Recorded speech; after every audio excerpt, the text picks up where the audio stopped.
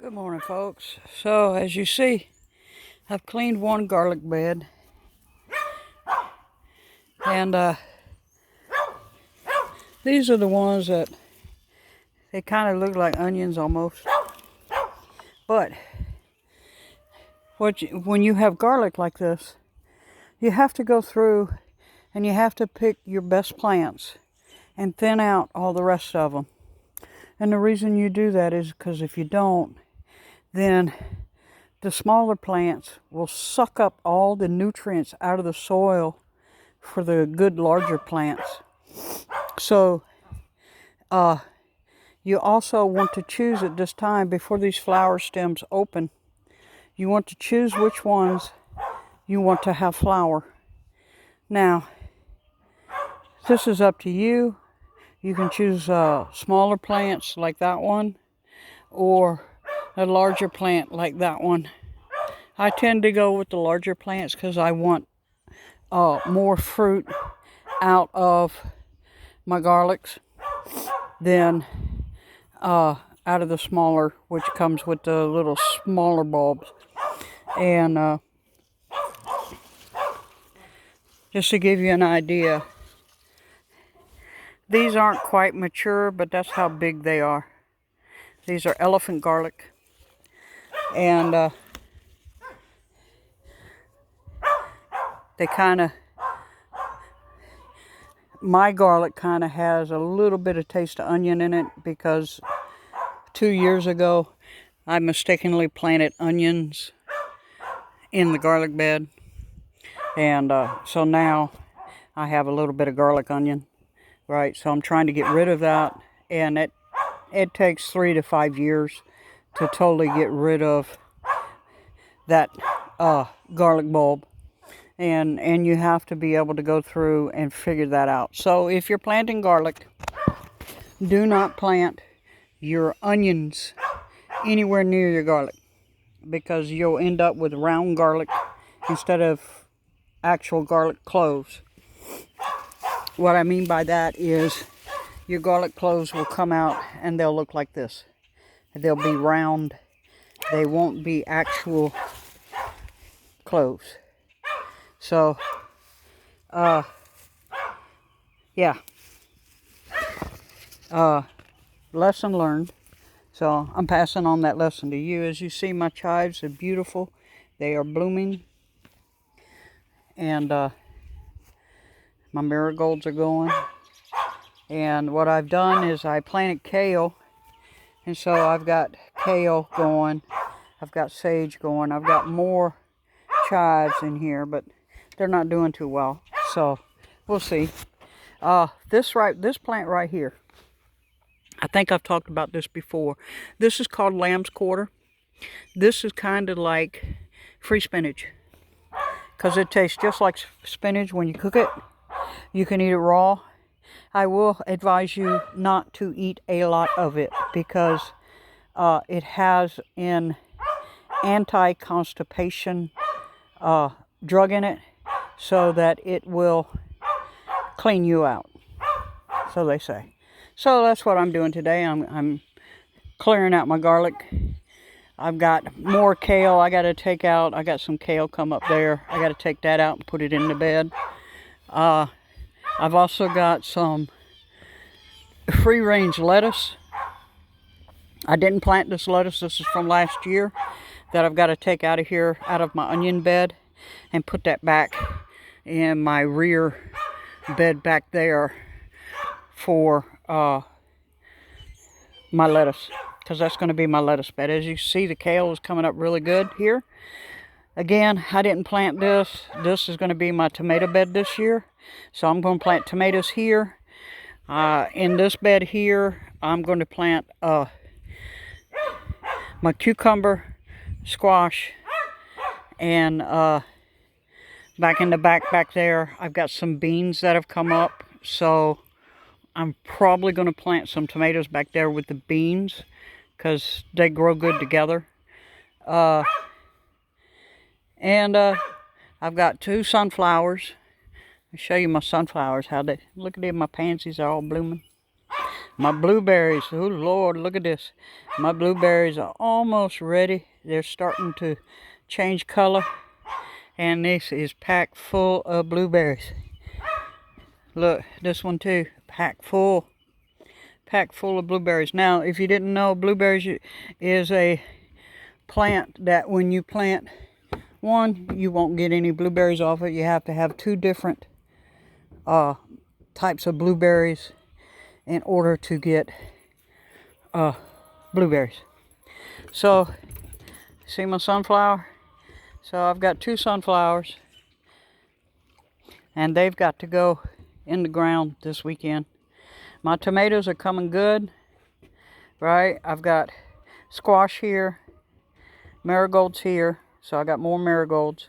I got another marigold that's got to go in because see how big it's getting. I've got some cucumbers and a couple tomato plants coming up. And this is nasturtium. Anyway, that's going to go in that block up there by the marigolds. So that's a flower. So I figure if I put it on that block, it can grow up the fence and have a good day, you know. So that's what I got going on. Plus, as you see, normal maintenance this weekend. I got to get the grass cut sometime this weekend. I got these 2 beds here that I got to clean out. My corn is coming up. Slowly but surely my corn is coming up. This is crimson sweet corn. And anywhere you see a stake is where I planted corn. Now, not all of them came up, obviously, but the rest are coming up. And I got these seeds off of Burpee. So those are Burpee seeds in the ground this year for the corn. Let's talk about my peaches. My peaches are coming in. See here? My peaches are starting to come in. This is a 4-year-old tree. So she's really starting to produce this year. Hopefully I'll get a few of them because the squirrels have already been in here trying to eat on them. My strawberries have been coming in a little at a time.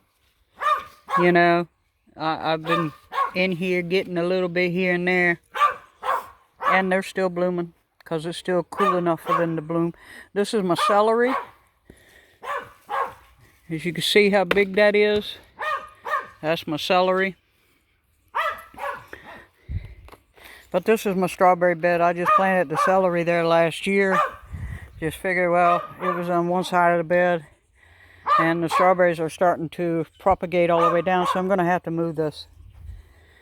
But this right here is my Italian oregano. Now, I like oregano, but it is taking over this entire bed. So just be aware of that if you plant it, because it has choked out most of the other chives that I had planted here. So it's pretty much choked them out. I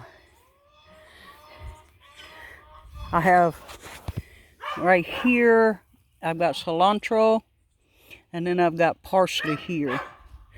So they're coming in good. Now these are the beans. I didn't plant these. I was planning on something else going in this bed. See here, I got free beans. So I'm going to go ahead and support them and clear the bed out of everything else. And this is my lettuce I planted. See, it's doing really well. I have no earthly idea what that is. I think that might be a rhubarb, but I'm not sure. And this right here,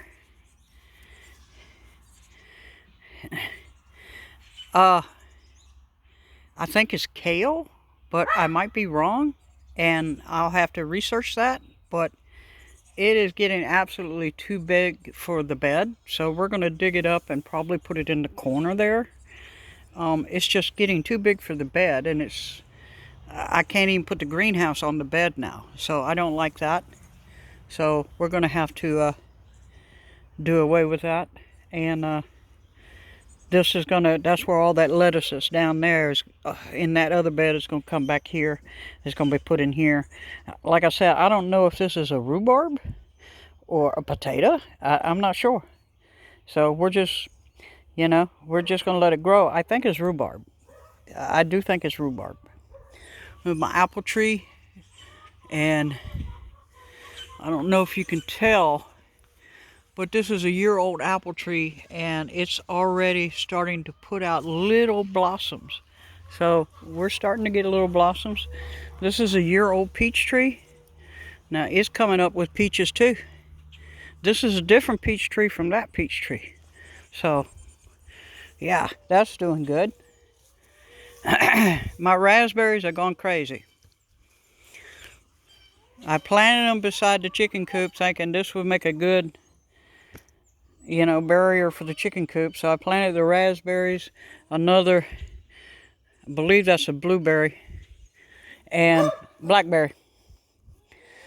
And I'm going to plant a squash plant in here because it did good last year with that. So I got a bunch of poison ivy everywhere.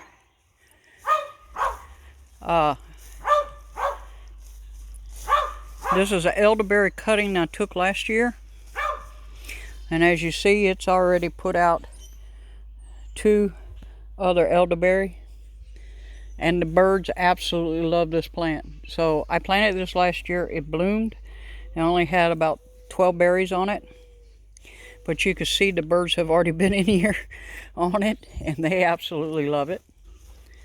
And we got honeysuckle coming in the big pile there. Now, I know you're going to ask me, how come I haven't cut this down? Well, strangely enough, in this big pile, you see I got garlic in there growing. In this big pile, there's what they call a scarlet garter snake. And in northeast North Carolina, they are on the Extinction Protected Species Act. So, it lives there, and we'll leave it alone. I'm perfectly happy with it being here. It eats the bugs. It has a good time. So I'm happy with that. And as long as it stays there, we're good. Potato. All potatoes. Look at my potatoes. They're coming in like mad. So, this is Idaho. Those are Yukon Gold, Yukon Gold, Yukon Gold. This one's Idaho. Idaho. Purple. It's a purple potato. Purple, purple. More Idaho. More Idaho. And even more Idaho. I happen to like the Idaho potato. So, all of these in the white barrels and the blue barrel at the end down there were gimmies. I didn't plant these. And all these white barrels going down and that blue barrel, I did not plant those. I planted these others, but I didn't plant these. So these were all gimmies right here from last year. So when I tell you, when you clean your garden, even with the potatoes, don't take it all out, because you never know if the next year, if something's going to grow for you, okay? And that's a little trick I have. So I don't take everything out. I leave some of the seed pods in the ground, and as you see, I get free range coming on its own, coming out of my garden every year. That's just my tip. Unfortunately, my lemon and lime trees, I don't think they made it. They're not, the key lime tree has a little bit of green on it. So I'm giving them a little bit more time to see if maybe it'll produce some leaves, and maybe it'll bounce back. But it's not looking like it's going to do that. This is my basil bed, and again, it looks like none of the basil is coming up, and it looks like the basil is completely dead. So I don't know what happened there. It was doing well, as you can see by the stem. It was doing really well. And I don't know what happened. So these, I don't know if it just got too cold or too dry, or I don't know, you know. So no basil out of my basil bed this year. So we'll be cleaning this out. And I have 2 watermelons that I'm gonna plant here because they can grow up the fence, and I can guide them along the top of the fence there, and we'll have watermelon and more blueberries. This one isn't doing as well as the other. As you can see, it's still producing, but it's not producing like that one or the other one. This here is a mess. This, I planted carrots, and none of them came up. So I'm thinking a mole, because you can see how the ground is kind of pushed up. I'm thinking a mole got in there and ate the carrots. That's what I think happened there. But that's what I've got going on right now. And we're busy. I did take a cutting off my papa's tree, which is a maple tree, and plant it in here. And as you see, it's coming up. So, you know, I'm gonna take that and plant that also along the fence line. And elderberry is kind of like blueberry. It likes to spread out. So this is my elderberry that I planted last year. I don't know if y'all saw that video, but it has sent out runners a good 2 feet away from the main plant. And this is one of these runners I dug up and planted back there last year, and you see how big it's getting. And as you can see, it is escaping from its little brick enclosure, and it went under where I put Kwikset around to try and keep it in place. It went under that and propagated out away from it. So it's doing well. So this is black elderberry. So it's not flowering yet. So we'll see. This is pokeberry. Now, I showed you last year that I totally cut this down. Now, when you cut your pokeberry, please be careful, because the sap in pokeberry is caustic and it can burn you. And if you cook pokeberry, you don't want to use these big leaves. You want to use the little. You know, you want to get the little pokeberry. This is an older pokeberry. I leave it there because it kind of blocks that hole in the fence, so the dog can't get out. But yeah, this is another elderberry that's come up, and as you can see, it's a good little distance from the main plant. So we're going to have to dig that up, move it, and I'll probably plant a sunflower there and a sunflower over on that side. And yeah, that's what we got going on.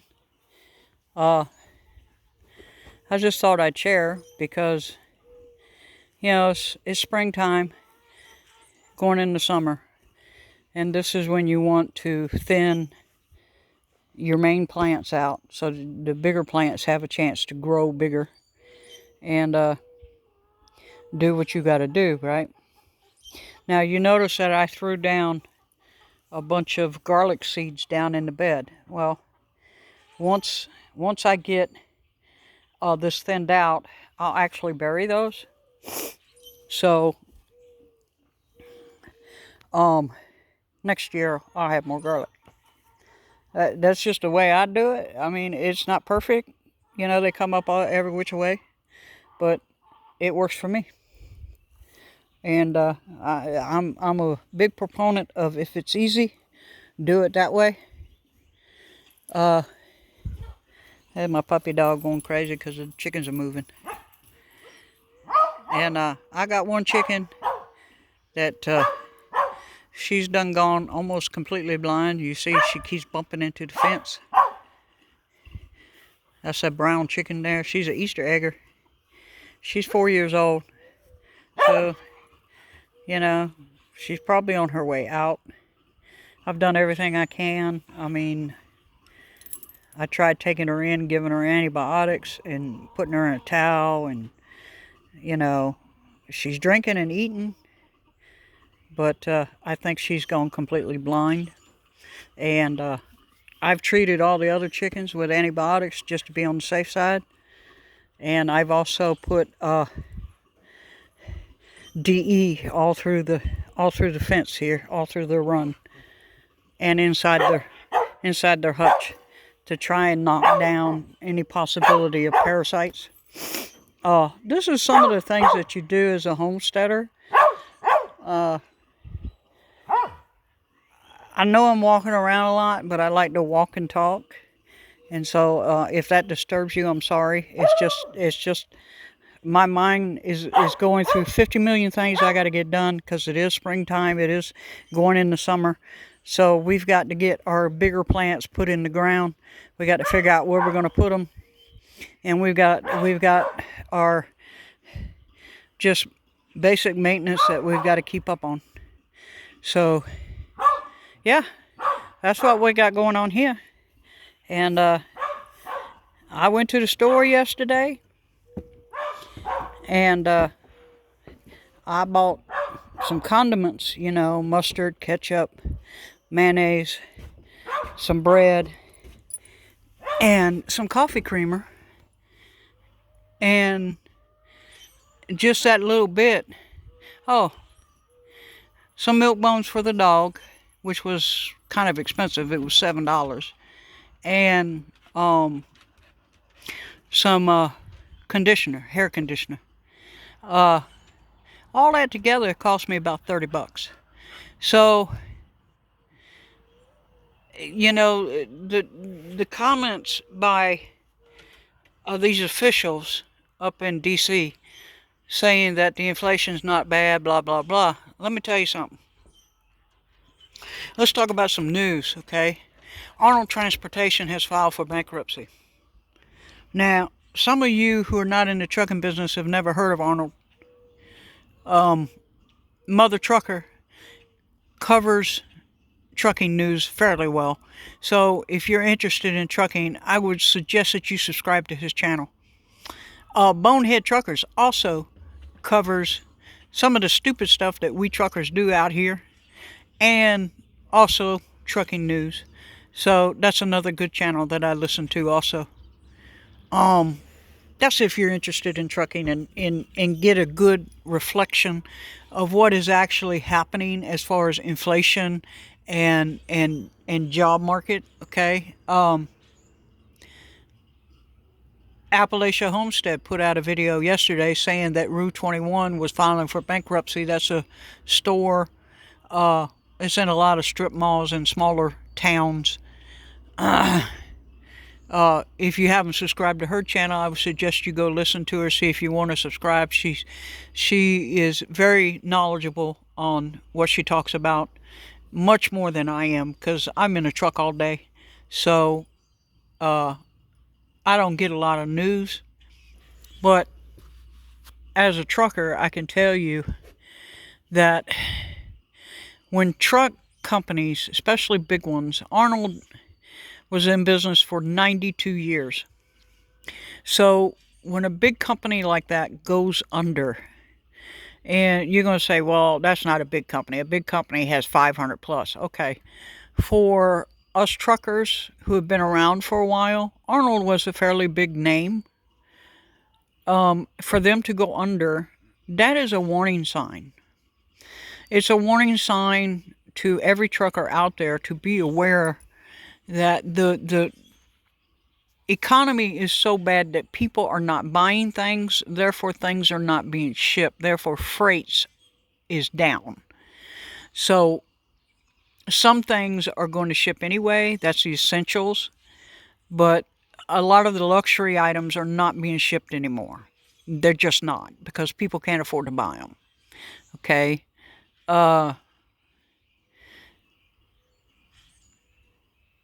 It's hitting a lot of trucking companies hard. So before you as a trucker go screaming and yelling at your dispatcher about, hey, I need more freight, I need a load, I need a load, please be aware that right now the freight market sucks. Now, that's not in every area. I mean, some areas are just overloaded with freight. Other areas, you couldn't get a load out of there if you tried.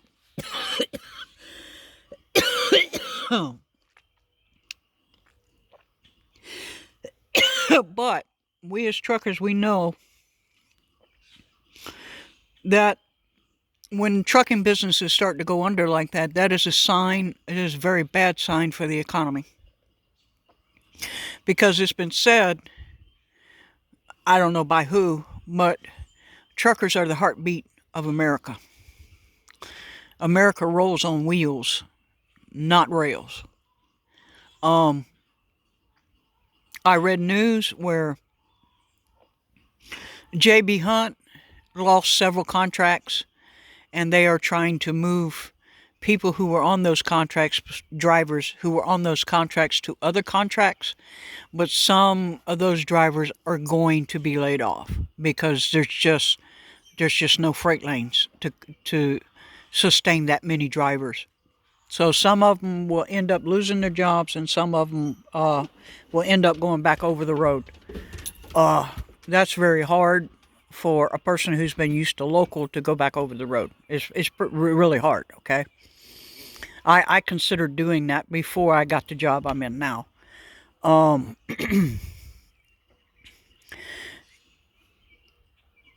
That's just news in my part of society. So I'm seeing every day, on a daily basis, smaller companies. Some of them, yes, were mismanaged. Let's be honest. Some of them were mismanaged, were highly in debt, and so that's why they went under. Other ones, they got pushed out by the bigger corporations, right? This happened, if you've seen Walmart move into a small town, they push out the mom and pop, right? So this is happening even in trucking right now. Now is not the time, if you're a trucker. Now, I'm going to say this very clearly. Now is not the time to be jumping ship out of any trucking company. Ride it as long as you can ride it. Once they go under, then go look. And save every penny you can save. Because it doesn't look good for the future. Right now, we're in May. And normally in May, we're running our asses off. And that's not happening. So that means come November, December, there's going to be a lot of truckers just sitting. So prepare for that knowledge that if we make it to November, December, that this coming winter is going to be extremely hard, especially on truck drivers. So that's what I had for you today. I know this video went on a little long. I hope some of my information is helpful to you. I really can't tell you what to do in your life. All I can tell you is I know people who have lost their jobs, who have been laid off, and are now sitting. They've been unemployed for so long that they're no longer getting unemployment. So that means that they're not even on the unemployment rolls now. And they have experience, no one will hire them. The hire signs are out, but they're not hiring. Okay, they're doing that to get names and phone numbers so that later on, if the economy takes an uptick, then they start calling these people. But really, truthfully, they're not hiring. And coming into the tourist season, even some of the companies down here in the Outer Banks are not hiring. And normally now is the time that they bring on people for the summer, especially younger people that just out of high school. They bring them on so that they can make some money and get on their feet, and so they can move out and do their thing and be an adult, right? That's not happening. So is some hiring going on? Yes, but it's down about 50%. So be aware of that. Try and adjust your spending and buying habits accordingly. And good luck on your gardening. Like you see, I'm at it, and I've got to get back at it. And I just figured I'd take a break and put a video up and give you a few tips. And that's all I've got. So with that, I'm going to let you go. Bicycle.